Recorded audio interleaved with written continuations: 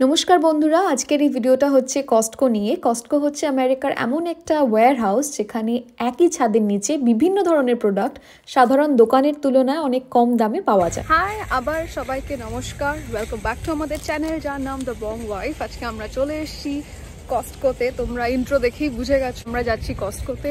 আমি বুঝি না, কস্টকোতে যখনই আসি শনি রবি সোম মঙ্গল দুপুর বিকেল রাত সব সময় ভিড় থাকে। মানে এত কারা শপিং করে আমি ভাবি। এখানে কস্টকো থেকে শপিং করার জন্য আলাদা কার্ড লাগে, কার্ড বানাতে হয়। সেই কার্ডটা না দেখালে কস্টকোতে ঢুকতে দেয় না। সেই কার্ডের জন্য প্রত্যেক বছর একটা সার্টেন অ্যামাউন্ট পে করতে হয়। তো আমাদের সেই কার্ডটা আছে, এখন চেক করবে। চেক করার জন্য লোক দাঁড়িয়ে আছে। কস্টকোতে গেলে প্রায়শই এইরকম ওরা খাবার টেস্ট করায় ফ্রিতে, যাতে খাবারটা ভালো লাগলে তোমরা সেই প্রোডাক্টটা কিনতে পারো।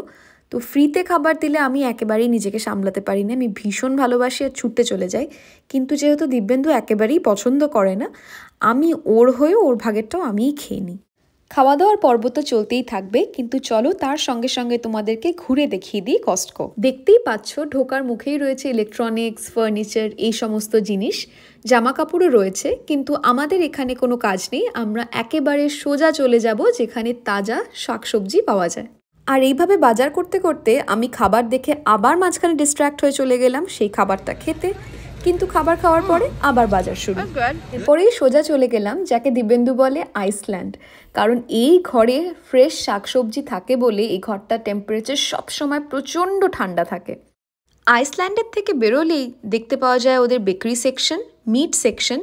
বেশি পরিমাণে মাছ মাংস সবই এখানে কিনতে পাওয়া যায়। আর এরপরে আমরা আমাদের বাকি প্রয়োজনীয় জিনিস যেমন মাছ ডিম এগুলো কিনে বিল করতে চলে গেলাম।